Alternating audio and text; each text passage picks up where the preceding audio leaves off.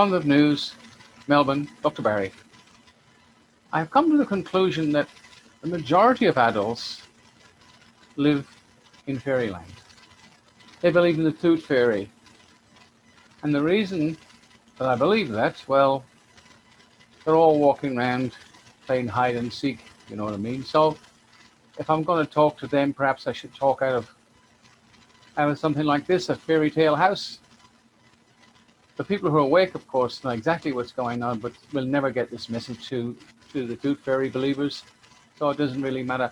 What I want to talk about today is the CEO of the corporation commonly known as Vic Government. Now, there are no governments, they're all corporations.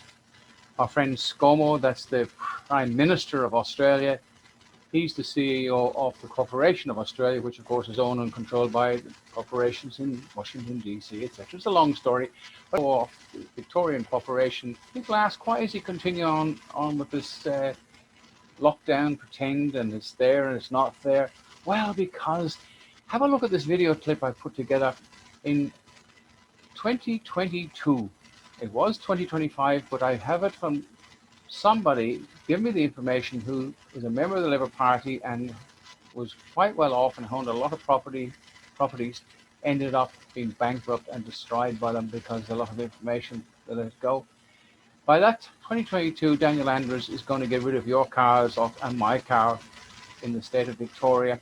You won't be able to register them, and if they're still around, they're going to be so expensive that the average man and woman will not be able to register their car. If it's not electric, you're not going to have a car. Now, you may not believe that, and if you told me this a couple of years before this lockdown BS, I wouldn't have believed it, but he can do what he likes now. But on the news the other night, the normal media, they put forward about they're building all these bike lanes. Let's have a look at that.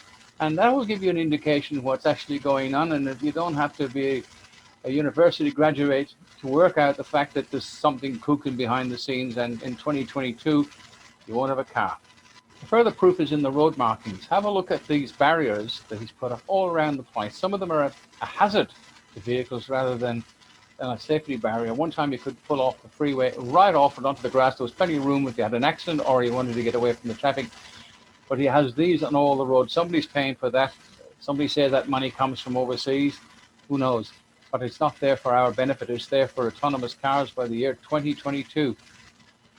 The proof, the traffic lanes for bicycles, it's all adding up. Just have a look at it. Make your own decision and spread the word. Parking spots are being swallowed up and arterials choked as the government rolls out more than 100 kilometres of new bike lanes. Reid Butler's live in Fairfield. Now, Reid, motorists say they're getting a raw deal. And they're going to have to get used to it, Pete, because new bike lanes like this one along Heidelberg Road are going to start popping up all over Melbourne, from the city of Port Phillip to Moreland. It's part of an 18-month trial that really started creeping in over lockdown. Here along this arterial, this clearway was transformed into a large bike lane, forcing vehicles into 2 lanes of traffic during peak instead of 3. And it runs for close to 10 kilometres. Cyclists, they're loving it. Around 5,000 a week are taking advantage of these safer conditions. Motorists, though, not so much. As many return to the road for the first time in months, they say this is confusing and turning their commute into a nightmare. Peak hour on Heidelberg Road just got a little tighter, for cars that is. It has happened overnight. Cyclists are cheering. It just makes life so much easier. While we were locked down, bike lanes started quietly taking over. Taking the advantage of the coronavirus pandemic to rapidly roll out this infrastructure. It's happened in the CBD on parts of William, Exhibition and Latrobe streets at the expense of existing car lanes. There'll be 40 kilometres of new cyclist infrastructure, including on Peel Street and St Kilda Road, once the City of Melbourne project is complete.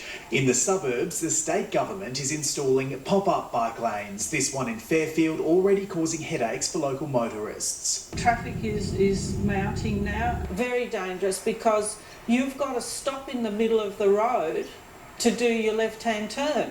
Local traders are fuming too. Where the hell can we park? Owner of Fairfield Park Boathouse, Paul Vandersloot, says as many as 70 street parking spaces have been swallowed up and it's hurting his bottom line. The bike trail, which the commuters use now and always have, goes straight to that point, and it's quicker and it's through parkland, and the Vic roads are putting people back on the roads. The 9-kilometre pop-up bike route along Heidelberg Road is just the first of many. In total, the government is rolling out 100 kilometres of new cyclist lanes across the suburbs. By the middle of the year, there'll be similar infrastructure on arterials in Moreland, Maribyrnong, Stonington and Port Phillip. Having more of us off the road, and hopefully that will increase the more safe bike paths we have, that is actually an advantage to everybody. Reid Butler, 9 News. Last year, safety barriers were hit more than 3,200 times. When a safety barrier is hit, it catches your vehicle like a net, slows you down and prevents you from hitting a tree or oncoming traffic.